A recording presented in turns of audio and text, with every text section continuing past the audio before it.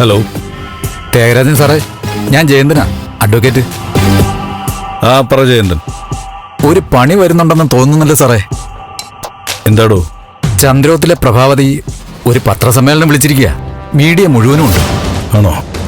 എന്തിന്? തനൂജ കേസ് എടുത്തിട്ട് അലക്കാനാണെന്നാ എന്റെ സംശയം.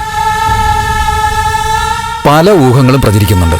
തനൂജ ബലരാമൻ സാറിന്റെ മോളായിരിക്കുന്നുള്ള ഇഷ്യൂ ആയിരിക്കും ബ്രേക്ക് ചെയ്യാൻ പോകുന്നതെന്നാ എനിക്ക് തോന്നുന്നത്. ഒന്ന് കരുതിക്കൊള്ളണമെന്ന് പറയാനാ ഞാൻ വിളിച്ചത്. അതിനായിരിക്കും വക്കീലെ പത്രസമ്മേളനം? ആയിക്കൂടാന്നില്ല. അതിനാണെങ്കിൽ ഇനി അവളൊരു പത്രസമ്മേളനം നടത്തില്ല, അതുറപ്പാ. എന്തായാലും താൻ ഫോൺ വെച്ചോ. ഓക്കെ, വേണ്ട രീതിയിൽ സാറങ്ങ് കൈകാര്യം ചെയ്തു.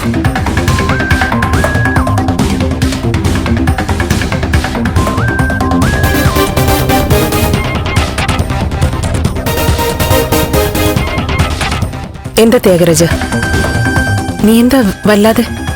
എന്തെങ്കിലും പ്രശ്നമുണ്ടോ? ഒരു പ്രശ്നം വരാൻ പോകുന്നെന്നാ തോന്നുന്നത്. എന്താ? പ്രഭാവതി ഒരു പത്രസമ്മേളനം നടത്തുന്നു ചന്ദ്രോത്ത്. ആ ജൂനിയർ വക്കീൽ വിളിച്ചു പറഞ്ഞതാ. അയാളൊരു സംശയം കൂടി പറഞ്ഞു. എന്താ? പത്രസമ്മേളനം നടത്തുന്നത് അന്ന് ആ ദേവിക പറഞ്ഞ കാര്യം പറയാനായിരിക്കുമെന്ന്. തനൂജ ബാലോട്ടന്റെ മോളാണെന്ന് വിളിച്ചു പറയാനായിരിക്കുമെന്ന്. അങ്ങനെയാണെങ്കിൽ പ്രഭാവതിയുടെ അന്ത്യം അവള് ചോദിച്ചു വാങ്ങാം. അതാണ് ഇന്നത്തെ പത്രസമ്മേളനത്തിന്റെ വിഷയമെങ്കിൽ തീർക്കും ഞാൻ ചന്ദ്രോത്തുകാരെ. ഞാൻ ചന്ദ്രോത്തേക്ക് പോവാം. ചേച്ചി എന്തിനാ പോണേ? ഞാൻ പോണം. തനൂജ് ബാലുവിന്റെ മോളാണെന്ന് നാട്ടുകാരെ പറഞ്ഞ് വിശ്വസിപ്പിക്കാനാണ് അവൾ ഒരുങ്ങുന്നെങ്കിൽ അവിടെ വെച്ച് തന്നെ ഞാൻ ചോദിക്കും. ഞാൻ പോവാ. വേണ്ട ചേച്ചി, ഇവിടെ നിന്നാ മതി. ആദ്യം അറിയട്ടെ കാര്യം എന്താന്ന്. ചിലപ്പോ ദേവികയുടെ അറസ്റ്റിനെ കുറിച്ചാണ് പത്രക്കാരോട് പറയുന്നതെങ്കിലോ?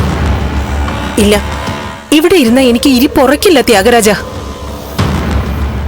മരിച്ചിട്ട് എന്റെ ബാലുവിനെ വെറുതെ വിടുന്നില്ലെങ്കിൽ അവളെ ഞാനും വെറുതെ വിടാൻ പോകുന്നില്ല. പത്രക്കാരോട് ഞാനും എല്ലാം വിളിച്ചു പറയും. വരട്ടെ ചേച്ചി, കാര്യങ്ങൾക്കൊരു വ്യക്തത വരട്ടെ. നമ്മൾ ചാടിക്കേറി എന്തെങ്കിലും ചെയ്ത് പ്രശ്നമാവണ്ട. നമ്മുടെ നേർക്കാണ് കാര്യങ്ങൾ വരുന്നതെങ്കിൽ പിന്നെ ത്യാഗരാജൻ ഒരു മന്ത്രിയും പാർട്ടിയും നോക്കില്ല,